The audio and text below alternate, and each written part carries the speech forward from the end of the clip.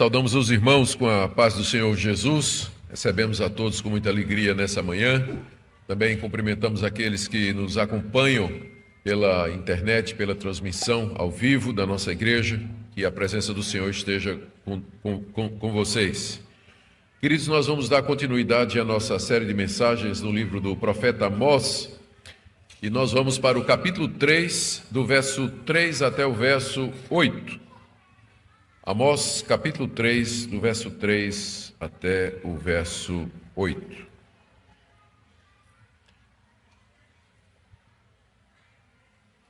Tem mais menino do que gente aqui nessa igreja, viu?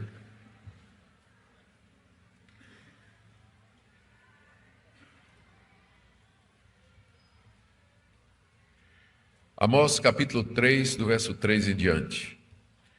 Andarão dois juntos, se não houver entre eles acordo? Rugirá o leão no bosque, sem que tenha presa? Levantará o leãozinho no covil a sua voz, se nada tiver apanhado? Cairá a ave no laço em terra, se não houver armadilha para ela?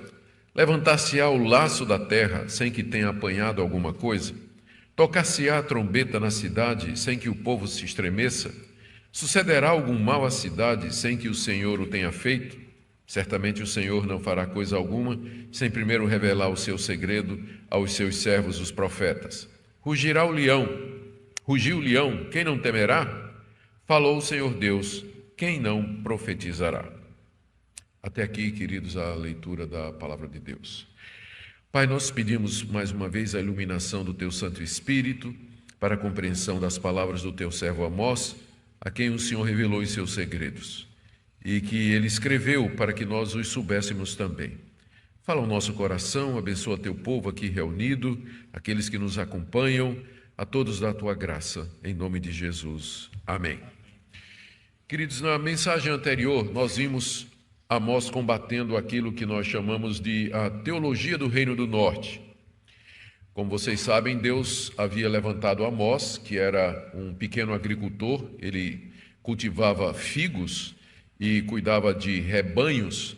Deus o levantou lá de Tecoa, a cidade onde ele morava, na cidade no Reino do Sul, chamado de Judá também, e mandou que ele fosse ao norte para profetizar contra a nação de Israel. E depois de conseguir atrair a atenção dos israelitas, anunciando o juízo de Deus sobre as nações vizinhas, os israelitas aplaudiram quando Amós disse que Deus iria destruir os moabitas, os amonitas, os filisteus, os fenícios, estava tudo muito bem, até que Amós foi estreitando o laço e finalmente disse: Deus vai fazer a mesma coisa com vocês.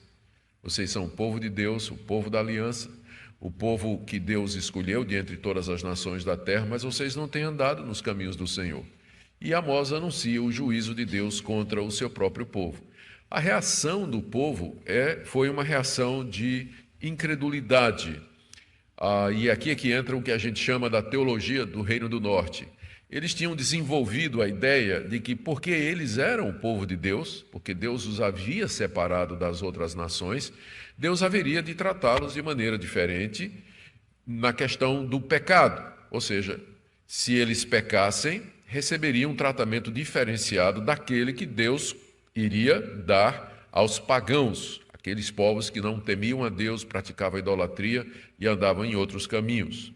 Amós, então, chega no Reino do Norte exatamente para corrigir essa interpretação equivocada da aliança de Deus com a nação de Israel. Como eu disse, eles pensavam que seriam tratados diferentes, afinal eram o povo de Deus, o povo da aliança, Deus os tinha trazido para aquela terra, todo mundo lembrava a história da libertação do Egito através de Moisés, eles eram os descendentes de Abraão, Isaque e Jacó, e haviam sido escolhidos de todas as nações da terra. Então eles esperavam, no mínimo, um tratamento VIP, diferenciado, que Deus haveria de fazer uma distinção entre eles e os outros povos na hora de lidar com eles. Amós confronta isso, dizendo que, na verdade, o fato de Deus tê-los escolhido de entre todos os povos da terra trazia uma responsabilidade moral diante de Deus, a ponto de que Deus tinha de castigá-los por seus pecados. Foi isso que nós vimos na mensagem anterior, capítulo 3, versos 1 e 2. Ouvi a palavra que o Senhor fala contra vós outros, filhos de Israel, contra toda a família que ele fez subir da terra do Egito. Aqui o tema da libertação do Egito. De todas as famílias da terra, somente a vós outros vos escolhi. Até aqui os israelitas concordavam com Amós, só que o final da frase eles não concordavam. Portanto, eu vos punirei por todas as vossas iniquidades. Pelo fato de que eu escolhi vocês, de que vocês são o meu povo, é que eu devo punir vocês, porque vocês levam sobre vocês o meu nome. Vocês são conhecidos como sendo o povo de Deus.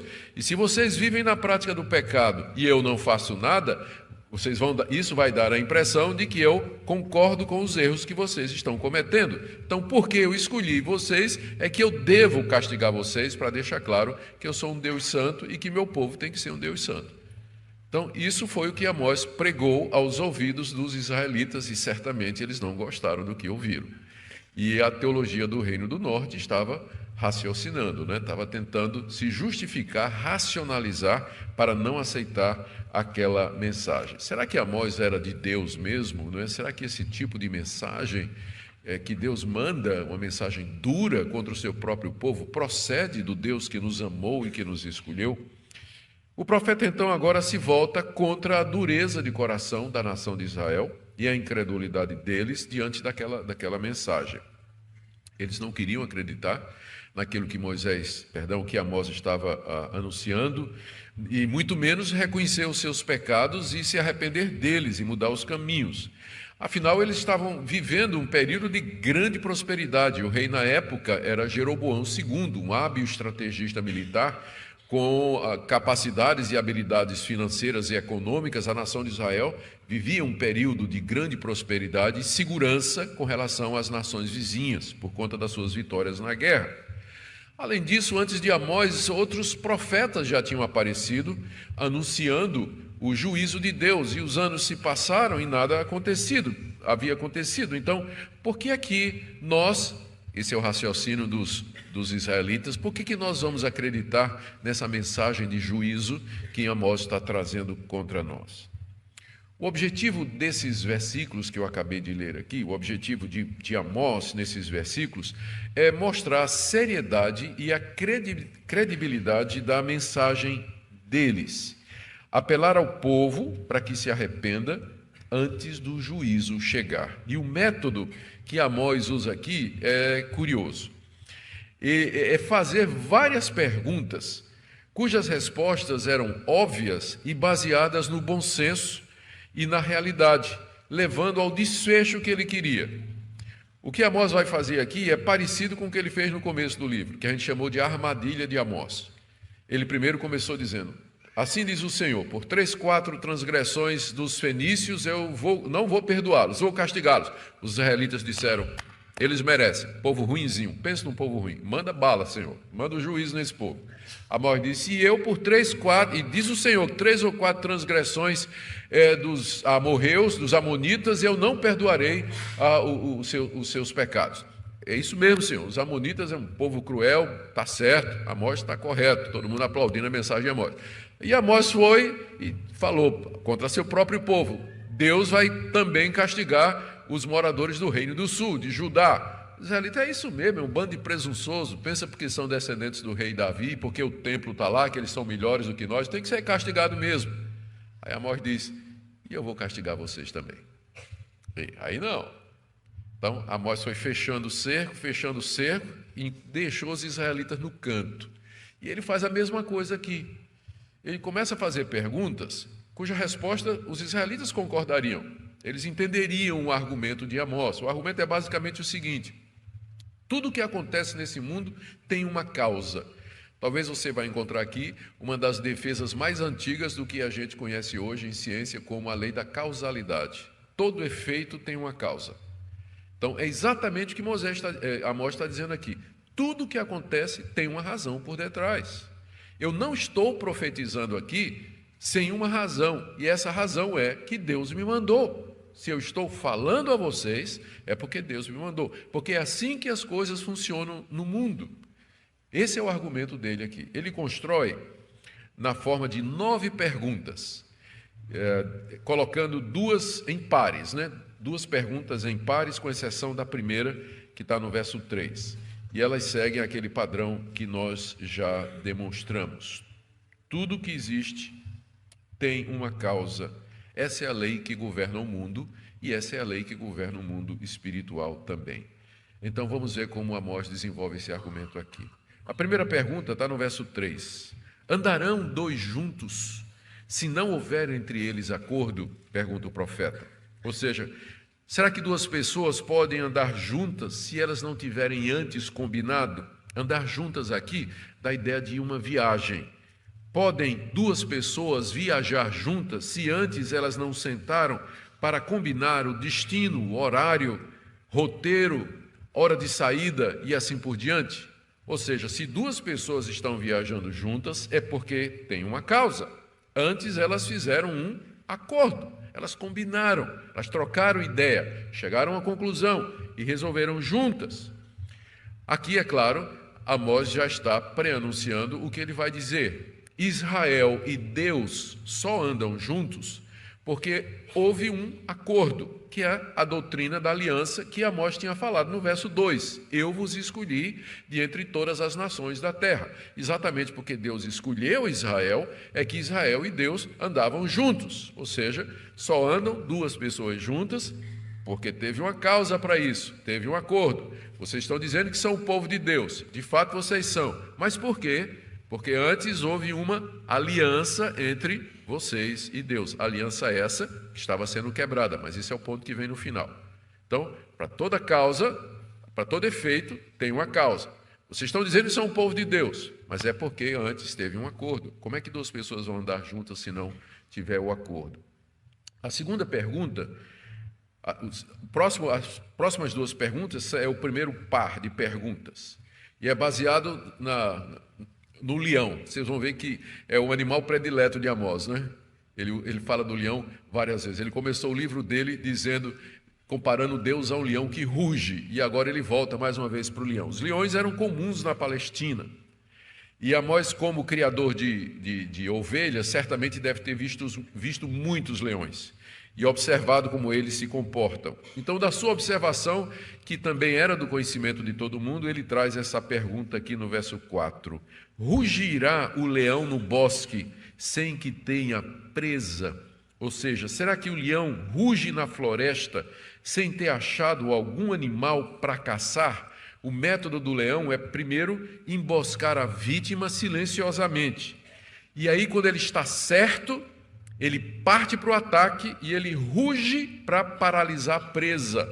Era isso que Amós observou, é isso que ele tinha visto tantas vezes. O leão silencioso, espreitando, né, seguindo. Quando ele sente que está certo, que o bote é certo, ele ruge e pula em cima da presa. O rugido tem como objetivo paralisar. Ou seja, o leão só ruge porque ele vai dar o bote. Para o efeito, que é o rugido de leão, existe uma causa. E qual é a causa? Que ele tem uma presa. Ele sabe que sua vítima está ali. Por isso é que ele ruge, porque ele tem certeza disso. É o mesmo princípio do ponto anterior. Para todo efeito, tem uma causa antes, né? Observação da natureza. É a mesma coisa ainda no verso 4, quando ele pergunta: levantará o leãozinho no covil a sua voz, se nada tiver apanhado? Será que o leão novo, ele fica rosnando na caverna, se ele não tiver pegado nada? Pergunta Amós. Amós observou isso durante toda a sua vida. Depois do leão apanhar a presa, arrasta até a caverna e lá, entre os barulhos da quebra de ossos, né, se ouve os rugidos e rosnados de satisfação do leão que ele está comendo. O leão só rosna satisfeito porque ele pegou a presa. Ou seja, a causa desses sons de satisfação é que ele alcançou a sua presa. Para todo efeito, tem uma causa. Ele só está lá ronronando, né, feliz da vida, porque está com a barriga cheia, porque ele, de fato, pegou uma presa. E a quarta pergunta, que inicia o segundo par, está aí no verso 5 e, mais uma vez, é baseado na observação de Amós. Amós era um homem do campo, provavelmente ele deve ter armado muito laço para pegar passarinho ou algum animal pequeno, né? Por isso ele pergunta no verso 5, Cairá a ave no laço em terra, se não houver armadilha para ela? Será que um passarinho cai numa arapuca que não estava armada? O passarinho só é apanhado porque alguém armou uma arapuca para ele, um laço feito pelos caçadores. Naquele tempo era muito comum pegar passarinho com laço, né? Se fazia um laço de cordel numa árvore vergada, no lugar onde os passarinhos costumavam parar ou passar ou sentar, e então o passarinho tripudiava naquilo, ou pisava naquilo de alguma forma, e o laço então pegava o pássaro pelo pé ou pelo pescoço ou alguma coisa. Mas ele só era apanhado porque tinha uma causa. A causa é que o caçador intencionalmente armou a arapuca para ele. Se o caçador não tivesse feito isso, o passarinho não teria sido apanhado. A lei da causa e do efeito mais uma vez. Aí na mesma linha, no verso 5, ele pergunta: levantar-se-á o laço na terra sem que tenha apanhado alguma coisa? Será que o caçador vai lá e tira o laço sem que o laço tenha apanhado alguma coisa? O caçador só tira o laço se ele tiver apanhado alguma coisa. Para todo efeito, tem uma causa, tem uma razão para as coisas acontecerem. Elas não acontecem ao acaso. Esse é o ponto de Amós aí. No verso 6, agora, é o terceiro par de perguntas, tem a ver com invasão em uma cidade. Tem a ver com uma invasão numa cidade. E agora Amós está chegando perto do que ele quer. Ele começa falando do leão, fala do laço do passarinheiro e agora fala de uma invasão à cidade, né? Está chegando próximo do que ele quer dizer. Então a pergunta está aí no verso 6, e a sexta pergunta: tocar-se-á a trombeta na cidade sem que o povo estremeça? Ou seja, quando tocam a trombeta de alarme, será que o povo não fica com medo? A trombeta de alarme era o chofar. Era uma trombeta feita de chifre de carneiro e que era tocada pelo sentinela quando ele pressentia um perigo que estava chegando na cidade. Então o povo da cidade, quando ouvia o chofar, já ficava com medo. Todo mundo tremia, porque era certo que o perigo estava à porta. Algum mal estava para acontecer na cidade. Alguma coisa se aproximava e que era perigosa. Então o povo só tremia porque o chofar tocou. Para todo efeito, tem uma causa, tem uma razão para o povo tremer. Por que é que o povo está tremendo? Porque ouviu o som do chofar, da corneta, da trombeta, alardeando a chegada do inimigo ou de alguma desgraça, algum mal que se aproximava. E aí ele leva a coisa para o ponto que ele queria no verso 6, quando ele diz, perguntando: sucederá algum mal na cidade sem que o Senhor tenha feito? Será que vai acontecer algum mal na cidade sem que seja obra de Deus? Por acaso cai alguma desgraça sobre a cidade sem que Deus tenha feito acontecer? Aqui a palavra mal tem que ser interpretada no sentido de calamidade. Às vezes pessoas não entendem que a palavra mal, especialmente no Antigo Testamento, ela é usada genericamente em dois sentidos. Mal como mal moral, pecado. Por exemplo, Deus diz assim ao povo de Israel: não pratiquem o que é mal. Então, mal ali significa pecado, né? O mal como um princípio. E a palavra mal é usada como calamidade decorrente do juízo de Deus. Deus trouxe o mal sobre a cidade. Ali não é pecado. O mal ali significa a tragédia, a desgraça. Então isso vai ajudar você na hora de você interpretar aquela famosa declaração do profeta Isaías, quando Isaías diz assim: eu faço a luz, eu crio a luz e faço as trevas, eu crio o mal. Aí muita gente diz: olha, a Bíblia está dizendo que Deus criou o mal. Não, gente, o mal ali não é mal pecado, o mal ali é mal juízo, tragédia. Deus cria o mal no sentido de que ele traz o mal contra os ímpios. E é exatamente o que Isaías está falando, ele está anunciando o juízo de Deus sobre a nação de Judá. Então, é nesse sentido que Amós usa a palavra mal aqui. Sucederá algum mal na cidade, uma catástrofe, uma desgraça contra a cidade que Deus não tenha feito? E a resposta que Amós está esperando é não. Se existir, se houver uma desgraça, se houver uma calamidade, se abater o desastre sobre a cidade, a causa é a ação de Deus. Então, Então, da mesma forma que tem uma causa por detrás do rugido do leão, tem uma causa por detrás do pássaro preso, tem uma causa por detrás do povo que treme, também tem uma causa por detrás da desgraça que vem à cidade. E essa causa é o decreto de Deus, é a ação de Deus. Com isso, Amós está preparando para o que ele vai dizer mais adiante no seu livro. A desgraça que virá sobre vocês, o mal que virá sobre vocês, é Deus que está trazendo.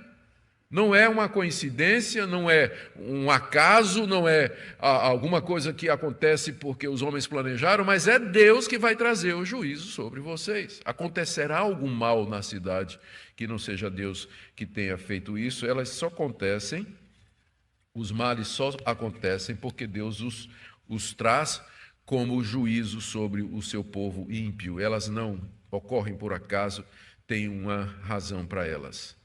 E aí no verso 8 você tem as duas últimas perguntas, né? Vamos pular o verso 7 por enquanto, que é uma antecipação do que Amós vai dizer.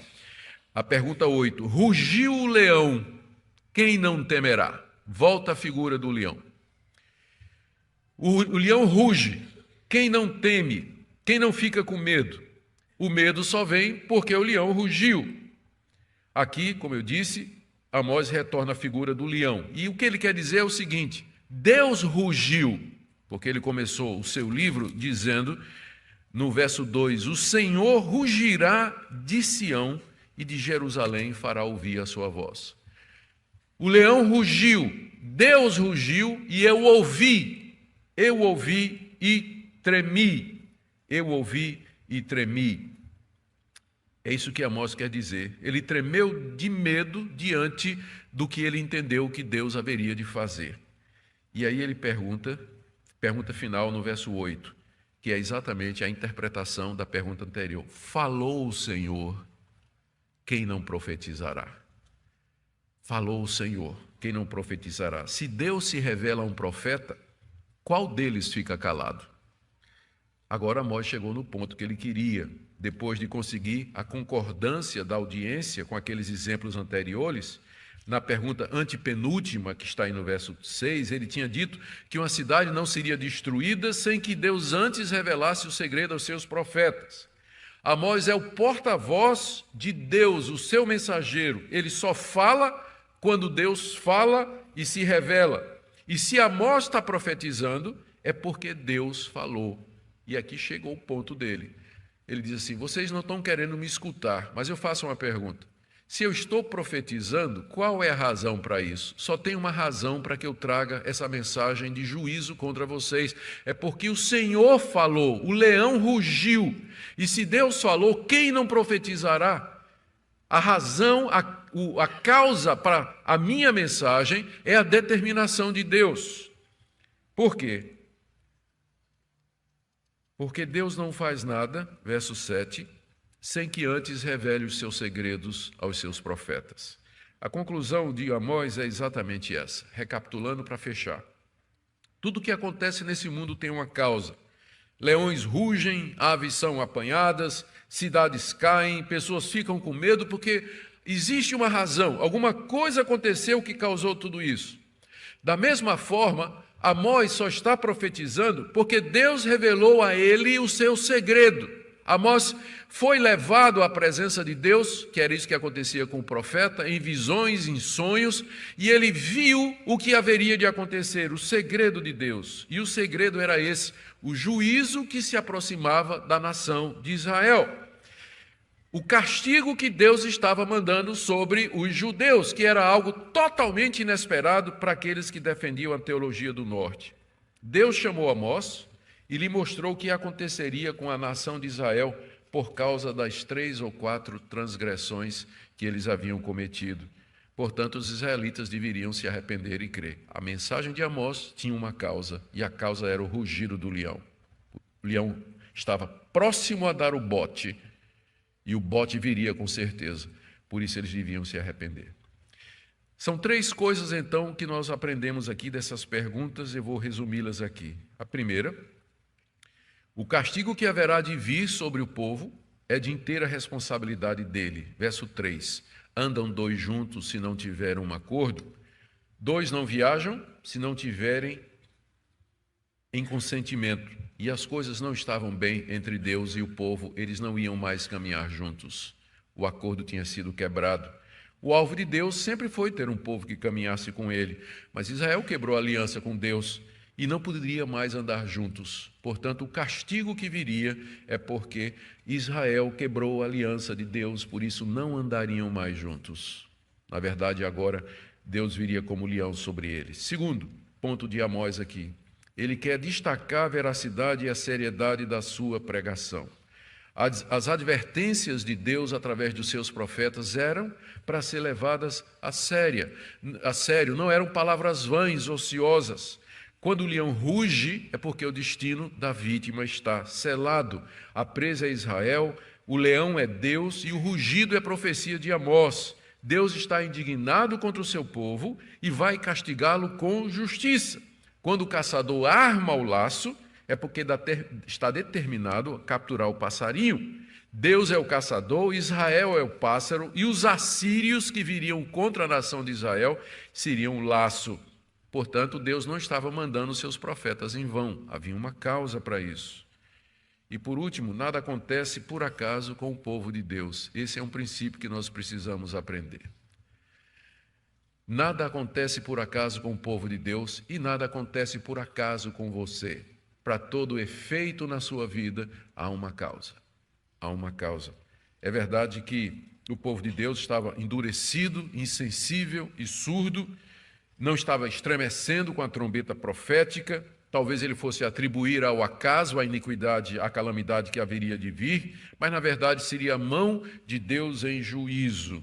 É interessante que a palavra para Deus aqui no hebraico, no verso 7, é soberano Senhor. Certamente o soberano Senhor não fará coisa alguma sem primeiro revelar o seu segredo aos seus servos, os profetas. Soberano Senhor destaca a soberania de Deus sobre a história e sobre todos os acontecimentos para indicar que é Deus mesmo que estava trazendo o juízo. Havia tempo para se arrepender. O fato de que Deus mandou Amós profetizar em Israel era um sinal disso. Conforme falou o profeta Jeremias, permitam citar aqui, Jeremias 18, de 7 a 8. Diz o Senhor, no momento em que eu falar acerca de uma nação ou de um reino para o arrancar, derribar e destruir, se a tal nação se converter da maldade contra a qual eu falei, também me arrependerei do mal que eu pensava fazer-lhe, disse Deus através de Jeremias, que foi o caso dos ninivitas, quando Jonas foi pregar lá. Deus mandou Jonas pregar o juízo contra os ninivitas se arrependeram e Deus disse, então não vou castigar mais. Se Amós estava profetizando contra Israel, é porque Deus ainda estava dando um tempo para que a nação se arrependesse. Deus, na sua misericórdia, esperava que o povo fizesse isso. E Deus costuma avisar o seu povo, como diz no verso 7, que ele não faria nada sem que antes anunciasse através dos seus profetas aquilo que haveria de fazer. O leão rugiu, mas ainda não havia atacado. Infelizmente, Israel não ouviu. E cerca de 50 anos depois que Amós falou estas palavras, os assírios invadiram o reino do norte, mataram o rei, derrubaram as cidades, levaram o povo em cativeiro, trouxeram toda a desgraça. Por esse tempo, o profeta Jeremias estava vivo. Olha o que Jeremias escreveu. É interessante a linguagem. Cordeiro desgarrado é Israel. Os leões o afugentaram. Primeiro devorou o rei da Síria e, por fim, Nabucodonosor o desossou. Usando a mesma linguagem de Amós, mas já quando o juízo aconteceu, Jeremias decreta o fim trágico da nação. O que é que a gente pode aprender, queridos, daqui? Tem muitas pessoas que se perderam através da história da igreja porque não levaram a sério a palavra de Deus e suas advertências. Inclusive gente nascida na igreja. Cresceu na igreja, ouvindo o evangelho, ouvindo a palavra de Deus, ouvindo sermões, ouvindo as advertências, as promessas, o amor de Deus, a santidade de Deus, o juízo de Deus, mas fizeram ouvidos moucos. Eu lembro ouvi uma história, esses últimos dias aí, de uma senhora que ministrava, tem um ministério de surdos, e ela foi convidada para, estava ministrando numa igreja de uns 500 membros mais ou menos, e aí ela perguntou ao pastor, quantos surdos o senhor tem aqui? O pastor disse, 500. Sim, 500. Ouve e não coloca em prática. Não se arrepende, não muda. É a teologia do Reino do Norte, não é? O que é que vai nos acontecer? O que é que de mal pode nos acontecer? Nós somos o povo de Deus. Mas se o profeta está falando, é porque Deus mandou. E se Deus mandou, é porque alguma coisa vai acontecer. O leão rugiu. O bote é iminente. Deus nos chama ao arrependimento. Segunda lição que nós podemos aprender. Nós não temos hoje profetas como Amós, a quem Deus revela segredos e traz revelações sobre os seus planos e o futuro do seu povo. Nós temos pastores, nós temos pregadores, homens sérios que conhecem essa revelação escrita, onde a vontade de Deus está revelada, e é nosso dever anunciar o rugido do leão, o juízo de Deus sobre o seu povo, se o seu povo não anda de acordo com os seus caminhos. Terceiro, nada nos acontece por acaso. Deus criou o mundo com a lei da causalidade, causa e efeito. Cada efeito tem uma causa por detrás. Isso governa também o mundo espiritual, pode saber disso. Paulo disse, nesse sentido, tudo que o homem plantar, certamente colherá. É assim que funciona. E, por fim, é somente por causa de Jesus que a misericórdia e a paciência de Deus permitem que Ele nos faça ouvir o rugido da sua voz antes que o ataque aconteça. É somente por conta de Cristo, o leão de Judá, Cordeiro de Deus, que nós não somos destruídos. Queridos, humilhemo-nos diante de Deus e peçamos a Ele que jamais o nosso coração fique endurecido com a teologia do Reino do Norte, pensando que a graça e a aliança são desculpas para vivermos longe de Deus. Vamos nos apegar mais à palavra de Deus. Deus não faz nada sem antes nos avisar, e essa revelação está na Escritura. Precisamos compreender seus planos, sua vontade, e perguntemos também qual a causa de tudo que nos acontece. Veja o mundo debaixo do controle de Deus e funcionando na base desse princípio, de que tudo que acontece há uma razão, e Deus, com frequência, é a razão das coisas que acontecem. Veja também a sua responsabilidade. E, acima de tudo, vamos servir ao nosso Senhor Jesus, que é só por conta dele que o leão ainda não atacou. Oremos. Senhor querido, dá-nos ouvidos para ouvir a Tua voz. Nós não queremos ser como os israelitas, que repudiaram os profetas, escarneceram e fizeram pouco caso. Nós oramos por aqueles que durante anos têm ouvido a Tua palavra, em quem não há mudança sensível, perceptível de direção, de atitude. Na Tua misericórdia, muda os nossos corações. Oramos pelos nossos filhos que cresceram na igreja, desde criança, no departamento infantil, como adolescentes, como jovens, talvez acostumados a ouvir a Tua palavra, calejados no ouvir as advertências. Quebranta os seus corações, ainda jovens, ó Senhor, para que aprendam a temer-te, amar-te de todo o coração, a viver para o Senhor Jesus a causa da sua redenção. Abençoa essa igreja, que seja uma igreja aberta para a Tua palavra, uma igreja que coloque em prática as mensagens que os seus pastores trazem aqui, para o bem deles, para o bem dos seus membros. Ajuda-nos a viver para a Tua glória. Em nome do Senhor Jesus. Amém.